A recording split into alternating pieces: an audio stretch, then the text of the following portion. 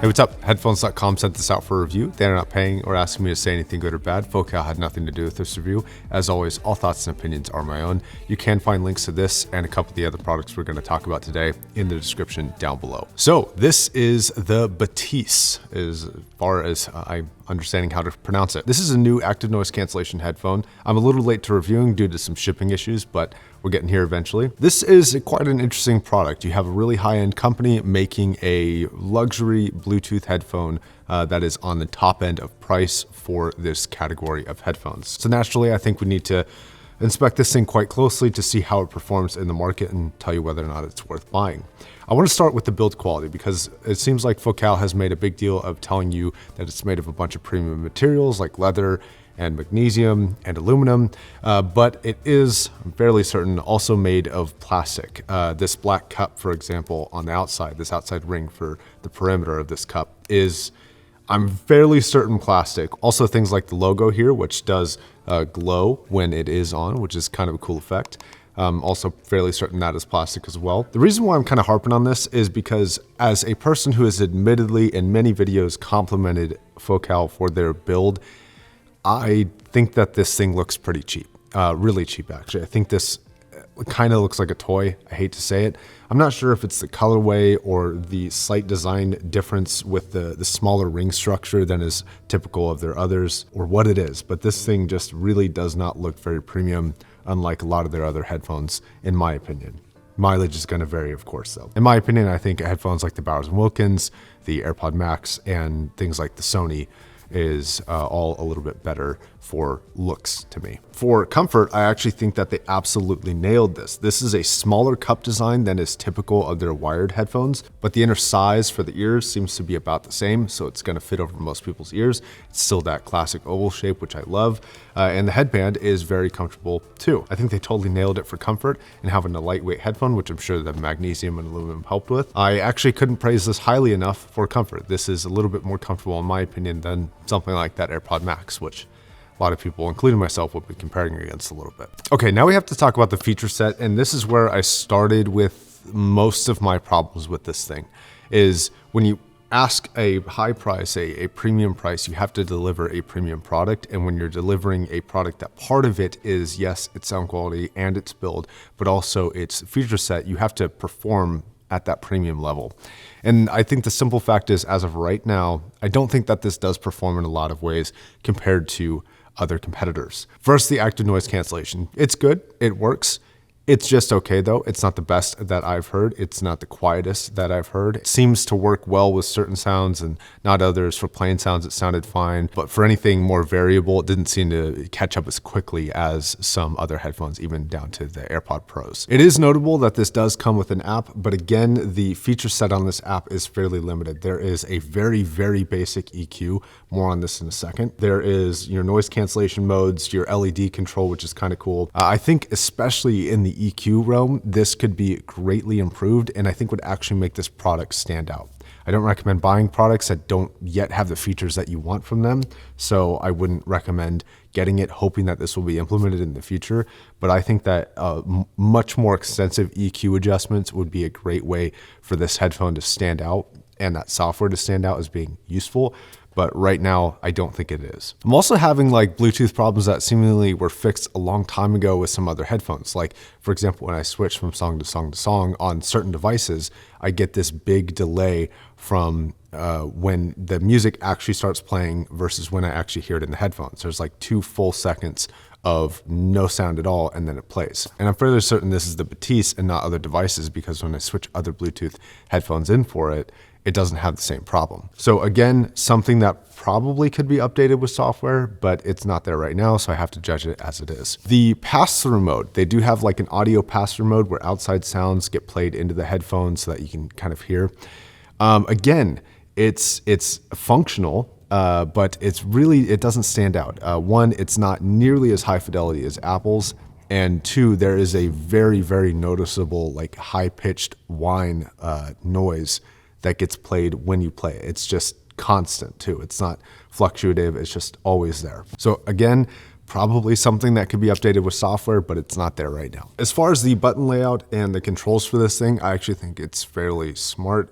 You have most of your controls on one right side on physical buttons that all feel different and have very different locations. And I think that the learning curve for this was very, very quick in terms of, making it do what you want when you're not looking quickly. I think that this nailed that.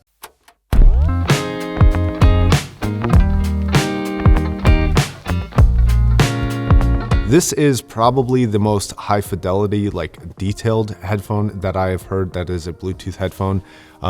In that realm, it does stand out. I want to make that very clear before we get further into the sound. I do think that this is probably the most detailed Bluetooth headphone that I've personally come across. One notable thing about the EQ, again, it does have some basic EQ adjustments. You can make basic sound corrections with this. Again, it's not going to be as granular as a more detailed version.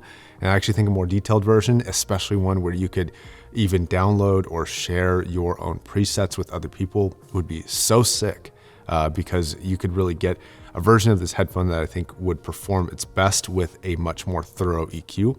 But again, as it sits right now, that's not really an option. So the performance of the treble response really depends on where you determine treble to start. There is a little bit of a dip in about 1K, which we'll talk about in a second. So I consider that to be part of the mid-range. So there's sort of this dip in the mid-range and then sort of this rise up towards about 10,000 hertz. Now the problem that this creates is that mids sound a little bit sucked out, but the treble sounds a little bit forward. So S's and T's come across quite harsh. And then after about 10,000 hertz, it slowly slopes down afterwards, a lot more in tune with the Harman target. But to me, it comes across a little bit sharp and a little bit shouty and too pushy in the upper mid-range / lower treble where the top end of voices are really coming through.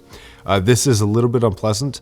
It's detailed in that region, not what I would consider to be sibilant, but it is just a little bit harsh. And then the upper treble, I wish it was actually a little bit more forward than it is right now because it's very, very detailed and you can hear a lot of that granular detail, but you really have to search for it. It doesn't really come across very airy or open above 10,000 hertz. I think an area where this headphone really could stand out is utilizing its detail performance to really kind of shine and make things sparkle. But because of the tuning preferences that they chose to go with, I don't think that some things sparkle as much as they really should. The finishing notes of guitar, some string instruments, chimes, that I would look for in a more hi-fi experience, I don't think this quite has. So mid-range is, I think, passable. Again, you had that slight problem with that slight dip at 1K, which I was able to really isolate what I was hearing with the graphs that they have on their website. So that kind of explained what I was noticing. It was a good verification for me.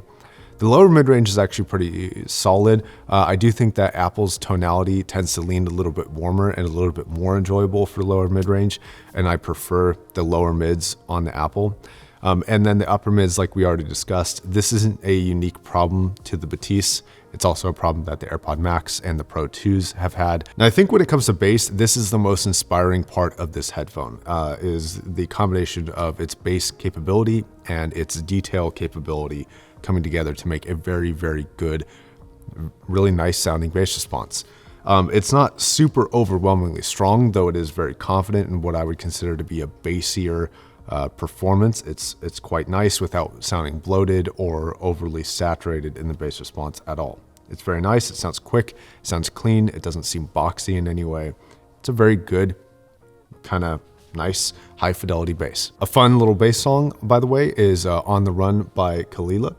I like that on this headphone a lot. So I want to start talking about comparisons against some other headphones. The biggest area I want to talk about is the imaging in the Soundstage. I do think that Apple is cheating in this realm, but regardless, the performance is better for both. Whether it's because of their software or not, the performance is just a lot better on the AirPod Max. And I think for soundstaging specifically, this just pales in comparison to that headphone. This is, I think, an area where a little bit more forward upper treble response could help out, making you understand the scale of things a little bit better because it's already got the bass performance to do it. But yeah, Apple is, in my opinion, far ahead in this category. Now, I did think it would be fair to ask the question of if your goal is sound quality, because I think that's the real benefit of this headphone compared to other Bluetooth headphones. What if you were willing to just use a cable? Could you get better sound quality for a little bit extra money? And so I'm going to bring up another Focal headphone, the Celeste. I don't think it has as many issues and has more benefits, but you do have to deal with a cable, and it's a little bit less mobile than the Bluetooth version is.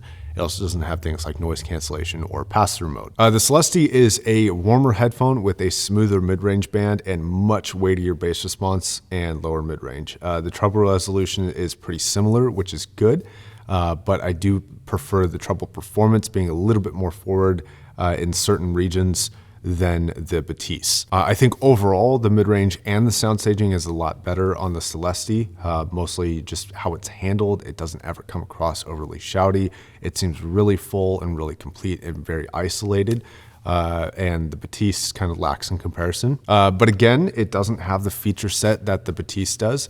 But if your goal is sound quality, I do think that dealing with cable is probably going to be worth it. So my conclusion, if you are looking for a closed back Bluetooth headphone that just focuses on sound quality alone and all the other features are there but not necessarily necessary for you, then I can recommend this headphone. Despite my preferences on looks, it is made with nice materials and it does sound very, very good, especially for a Bluetooth headphone, but it also demands a very high price tag because of it. If you're a user who really cares about the extra features like noise cancellation, like pass-through, and spatial audio, for example, if you're into that, I actually do think that the Max is a better option for, I would say, most people actually. Now there's a slight caveat to this, and I'm not going to recommend purchasing it based off of this for either headphone, but there is the opportunity for Focal to really, really improve here with good software updates. Software updates for both the app and the headphones, and giving you an option that Apple does not seem to be giving their users anytime soon, which is the flexibility of different EQ adjustments so that you can really tune this to sound exactly how you like it to sound, I think would be a massive step up for Focal in this kind of premium headphone space. So I think as an overall wireless headphone, I think the AirPod Max still maintains its dominance here, if all things are considered, from its sound quality to its functionality to its build quality. But if you're just looking for sound quality alone and don't care about the other features, the Bathys is a great headphone. Okay guys, thanks a lot for watching. Thanks again Headphones for sending this out, and I will see you in the next video. Goodbye.